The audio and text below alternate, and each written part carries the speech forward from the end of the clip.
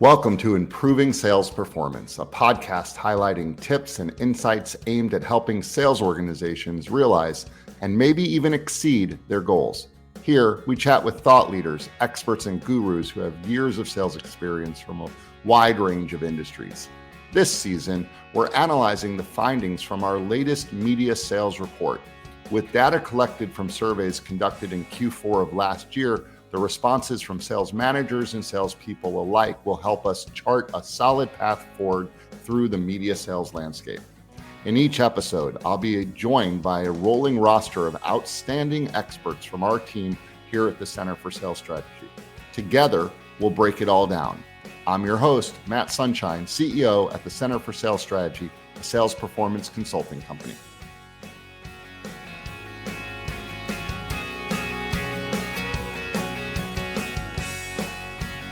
Man, the topic on today's show is one of my favorite things. Setting appointments and sales process. I have all the time in the world. We're not going to take all the time in the world, I promise. But I have all the time in the world to talk about these subjects. I absolutely love it.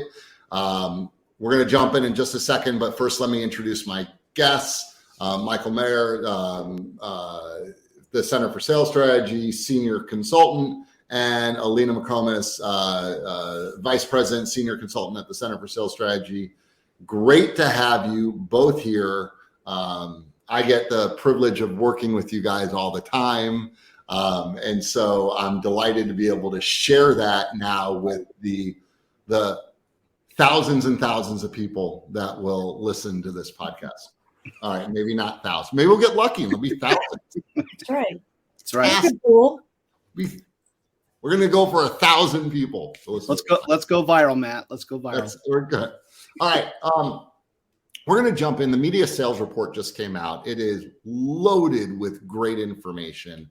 And I'm hopeful that every single person that would be listening to this has downloaded it. But if you haven't, you should definitely go and download it. We're just going to tackle one topic today. And this entire season of the Improving Sales Performance podcast is on the media sales report, specifically pulling out one section for each one. So today, setting appointments and sales process is the topic. And I'm going to ask you guys some questions. And Michael, why don't you take this one first? And then Alina, you chime in. But just in general, were there any stats or any data that jumped off the page for you when you looked through this? I think the stat that jumped off the most for me is the percentages that are, people not being able to set appointments. I think that was 52% are finding that they take more than 5 attempts to get an appointment. And then I'm seeing, 83% of the salespeople agree they're not being able to set appointments because it's just way different than it has been in the past few years. I think the pandemic's playing a part in that. Yeah. Alina, anything that jumped out on you before I kind of get into some questions?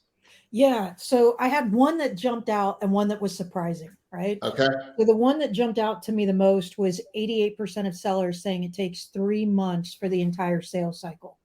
That one jumped out, a little bit of a surprise, not huge surprise, but jumped out. I think the one that was really surprising to me was how few people are really diversifying their approach and getting appointments. The fact that only 1% of salespeople are consistently using personal video as they try to get appointments was like shocking. That 96% said they rarely use video was absolutely shocking to me. And 50% saying they rarely use social media. I thought those were very, very surprising, very shocking, and just kind of coming back to they're really relying on what they've done since the inception of email, right? Is phone and email. That's really what many of them are kind of relying on and using consistently. And so that was really surprising to me. So we'll jump into the questions here in a second, but do you guys watch the show 1923? Yeah. Okay. I do. I haven't started it yet. Did you watch the most recent episode, Alina? Did you watch it? Yes, I did. So they're walking down Main Street and there's a salesperson out in this, and the salesperson is selling this new thing called a refrigerator, right? And a washer and dryer, right? These new appliances.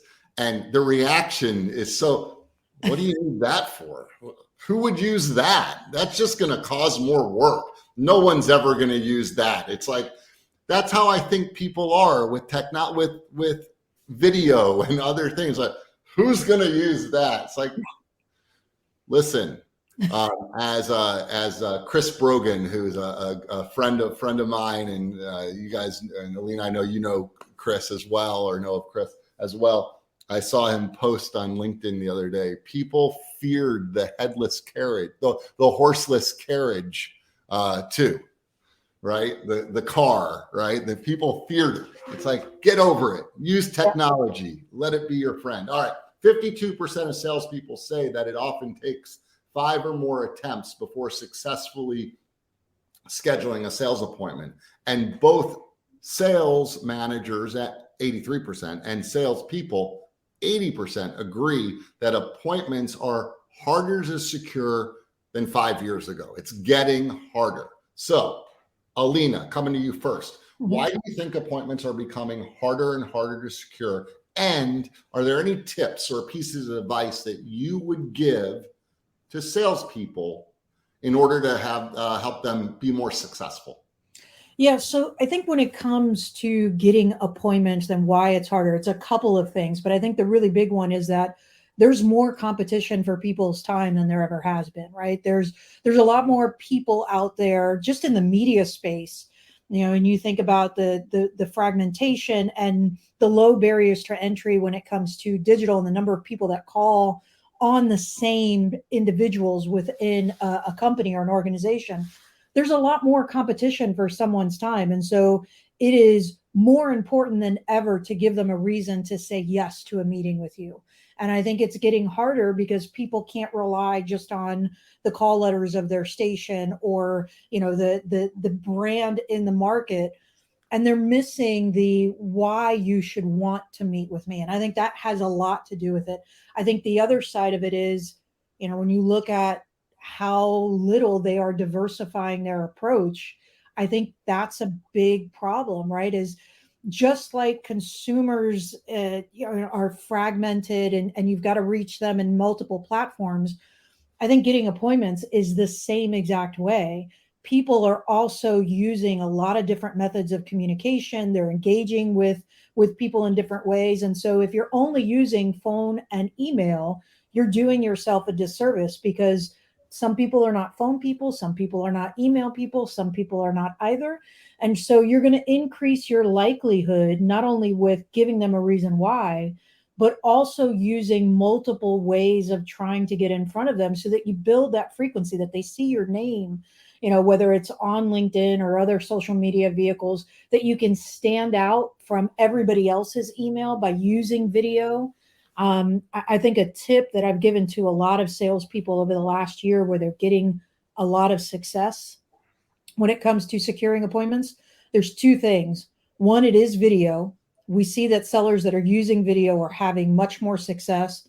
And what I usually recommend is, get a whiteboard or even just a white sheet of paper and write their name on it and hold that up at the beginning of your video so they know it's tailored. It grabs their attention, which is the first step in getting them to actually hit play. But use those tools, make sure you have your alerts set up so that when they watch your video, you get an alert so you can follow up in a timely manner and use that intelligence. I think the other thing that I've seen a lot of success with salespeople getting prospects, especially to engage in their approach, is having a really good breakup email. And so as you go through your sequence, right, FOMO is very real. People don't want to feel like they're being left out. They don't want to be bothered, but they also don't want to feel like you're walking away. And so having a really strong breakup email template that you can use as that last effort as you're trying to get appointments, I see it time and time again that is a difference maker with a lot of salespeople. I think the key to that, though, is you have to have gone through the sequence. Yes. 7 attempts in 2 weeks. It's not just, well, I haven't talked to that person in a long time, I'm going to send them a breakup email. No. It has to be that you have reached out with several emails and a phone call and a video message and a piece of mail and a phone call and all the things. All right, Michael, anything to add to that one? I think the thing that really stands out to me is I've been in media leadership before, is that I don't see them getting the 5. I see them stopping at 2. And that's probably a little bit more realistic. I think they're either embellishing a little bit possibly there. The other thing, I 100% agree with Alina, it's mixing it up, but it's really starting with a valid business reason. That at the very beginning, the most important thing you can ever do as a former buyer myself, you have to talk to me. You need to talk to me as a buyer and talk to me about what you know about me personally, possibly, and also what I care about with my company. And if you don't include that in your opening VBRs, you probably won't get the appointment at any time.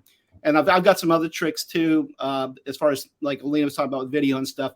I've had a lot of success recently with doing the LinkedIn connections, because I do a lot of LinkedIn connections, but I don't send out LinkedIn connections until between 8 and 10 p.m. at night, because I have a candidate audience that's not working at that time, and I tend to get people to respond to me at a very high rate. So just a little tip there I'd share, if you're really trying to break through the clutter, not doing it at typical times during the day would be very, very sound. Yeah, and one thing I will add to that I'll pick up off of what you said, Matt, right? It's that you've got to go through the sequence, and you've got to go through it in a short period of time, right? Because the goal here is building frequency to break through the clutter. You've got to have a valid business reason. You've got to have that reason why. But 7 attempts to try to get an appointment is not all 7 attempts are equal, right? If it's 7 attempts over 7 weeks, it will not have the same impact as 7 attempts over 2 weeks. And getting sellers to buy into that, those that do see success a whole lot more frequently than those that don't. Yeah, I'd add one thing to that too is, Alina, if you do the 7 and 10, just say you do 7 and 10 over a 2-week period, you are going to be memorable to the buyer. They're not going to forget about you because you've been very persistent. If you do, like you just said, 7 over 7 weeks, 10 weeks, you're just not memorable. I mean, I don't remember. You just kind of pop into my world and pop out. It's like a roller coaster. And in reality, I remember people that constantly are persistent. No. Yeah, I think whenever I talk to people about the 7 and 10, I always tell them that they need to put it on their calendar, right? Because around the 3rd one, in that shorter period of time, you feel creepy.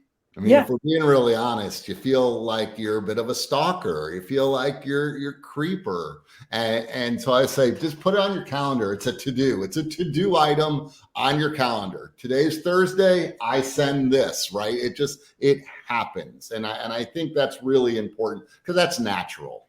Well, and I think it feels more like a creeper if you're only using 1 or 2 methods to try to get in front of it. Email.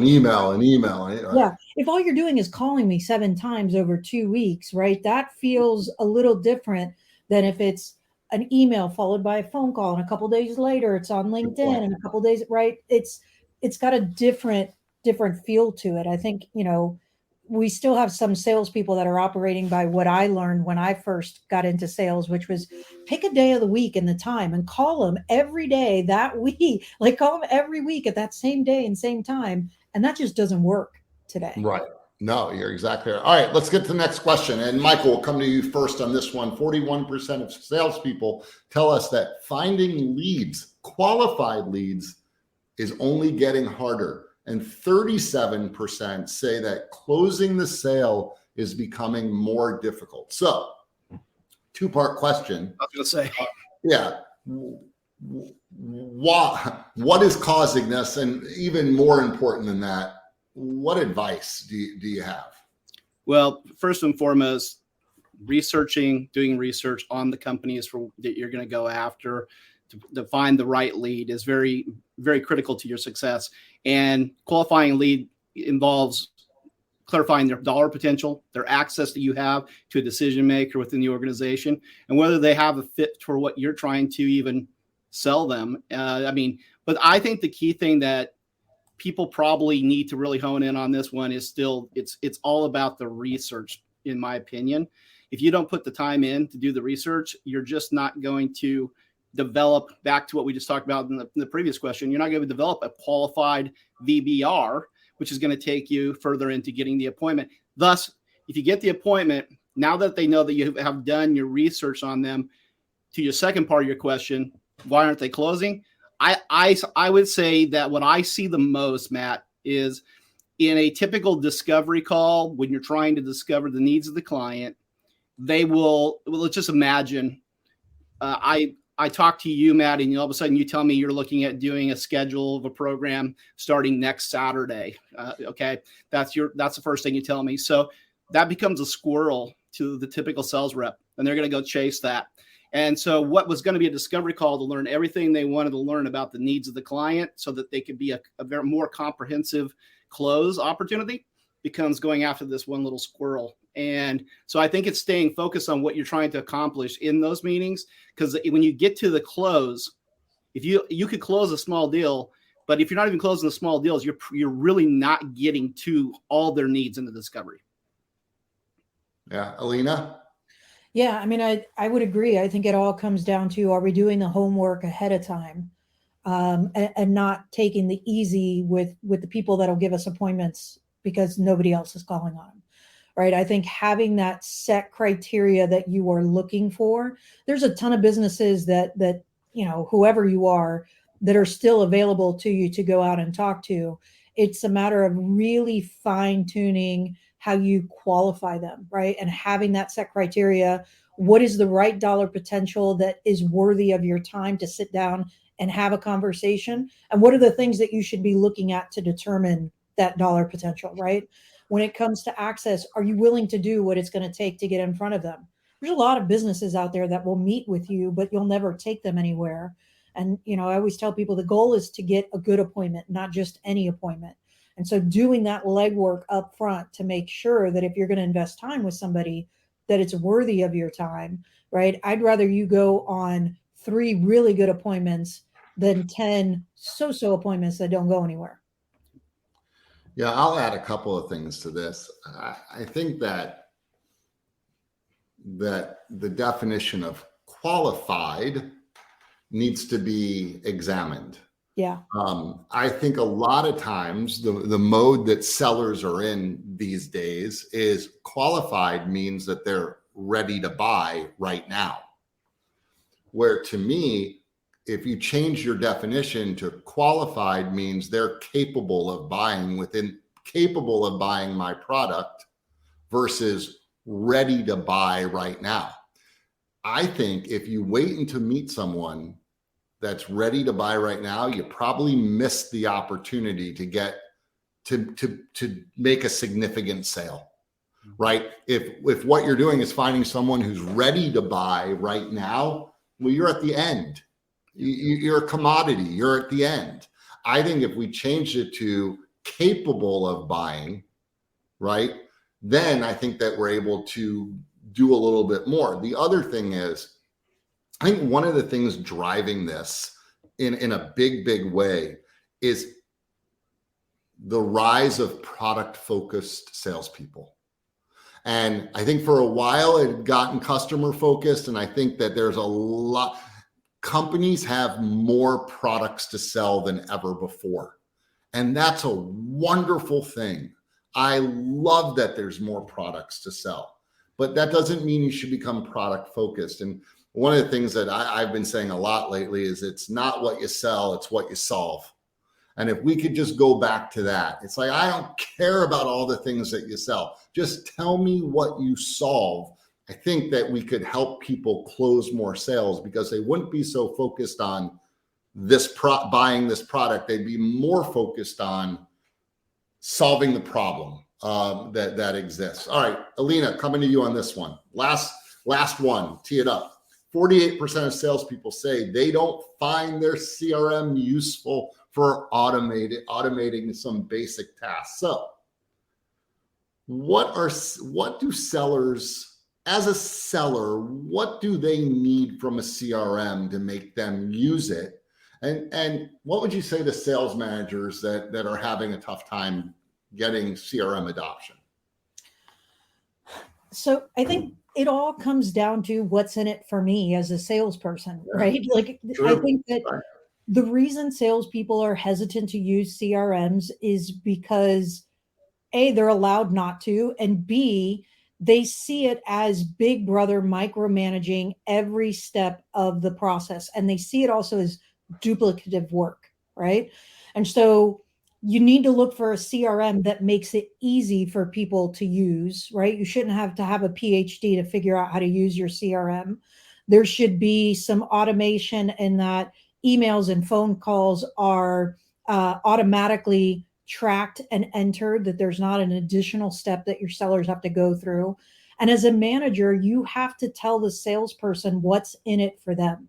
How does it help them make more money? How does it help them be better at their job? How do they use the data within the CRM to help keep them on task and on track to close more business, to identify where they can get stronger in the sales process and where accounts stall out so that they can improve themselves and make more money at the end of the day? Because most sellers are going to work to make money. And so if you can bring it back to what's important to them, what is the problem that the CRM solves for them as an individual, right? I think you'd get greater usage. Those that use CRMs and use them really well understand how they help keep them on task and track and help them to work more efficiently and move accounts through the sales process faster and things don't fall through the cracks. Those that struggle with it simply see it as a way for my manager to track everything that I'm doing and to use it against me. There's a cynicism attached to it that we've got to remove. Michael, anything to add to that? She nailed it really well. I mean, I can piggyback a couple things. I just say that, for the leaders who are struggling with getting their folks to use the tool, to use their CRM, they should really focus in on the areas where they're struggling the most within the pipeline so that they know where the breakdowns are occurring, and maybe going a little bit further into showing them how not only they can better record and document that stuff in sales, like a CRM. I was going to say Salesforce, but CRM. The best way they can do is by actually getting involved with the rep and showing them how to solve for that problem, and then showing them how to document it as well on top of it. I mean, like teaching them, okay, the breakdown is because we're not doing a great discovery call, and I'm seeing you're just not getting into discovery. Why are we not recording too many discoveries? And then going and showing them out in the field how to do a great discovery, and then how to record that and put the proper information.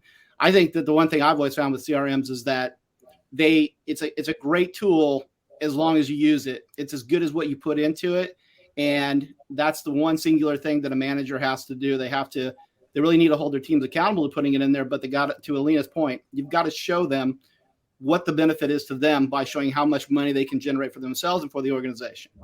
So I'll take a crack at this one as well. So first things first, is the CRM built to macro manage from the corporate level just to see activity and all of that? Mm-hmm. Or is it built at the street level to be to really be a really incredible piece of sales enablement to help sellers sell more, sell faster? That'd be the first thing. And so I'm going to assume, based on what I'm about to say next, that it is built at the local street level to be a sales enablement tool to help people sell and sell faster. And that if you have built your CRM just as a gotcha machine, or a let's catch you not doing enough activity, well, then you got bigger problems than getting people to use it. Right, you got to rethink your whole game. Now, I would say this about adoption: people are either in the habit of using a CRM or they're in the habit of not using the CRM. But either way, it's a habit. They either choose to use the CRM or they choose not to use the CRM. assuming that the CRM is set up correctly. That's got to be table, right? That's got to be there. But if the CRM is set up correctly and you've given me the training on how to use it, it's not, you don't need a PhD, Alina, to your point. It's pretty simple, okay. Then you're either choosing to or choosing not to. And I just think if it's that important to the organization, you just need to say, listen, if you want to work here, you're going to choose to use it. And if you don't want to work here or you don't choose to use it, then you're not going to work here. That's it. I mean, to me, now again, I'm assuming two things in a big, my two assumptions here are, one, that it is set up to be a sales enablement tool that people can get value out of using. And number two is that it's easy to use and and you've been trained the right way. So, but if that's the case, you're either in the habit of using it or you're in the habit of not using it. And as a manager, if you tolerate that, then you get you're getting exactly what you put in. You're tolerating it. Yeah. All right. Any final thoughts, Michael or Alina, on this subject? Track your stuff in Sales. And I always want to say Salesforce. I always do that every time, Matt. Don't know why, but that's what I've used. They're like Kleenex. I know, but what I was going to say is that track your stuff in the CRM. It's very valuable to the process that we just talked about as far as understanding where you are in your pipeline. It is a management tool for you personally to grow your business, and that's how it should be viewed as a seller. Yeah, I think that just kind of overall, right? If you're in that 83% of sales managers and that 80% of sellers who think getting appointments are harder today than they used to be, I think having your eyes wide open that they're probably going to be even harder this year as the competition continues to increase. Start diversifying your approach. Start using some different avenues. I would love to look back at this report next year and see that number of people that are using video and that are using social media and LinkedIn, some of these other vehicles that we know work to secure appointments, to see those numbers increase year over year. Alina, Michael, I can't thank you enough. Your wisdom, your expertise, your advice is incredibly valuable to everybody that tunes in and listens to this, as well as the clients that you work with day in and day out. Thank you so much. Have a great day, everyone.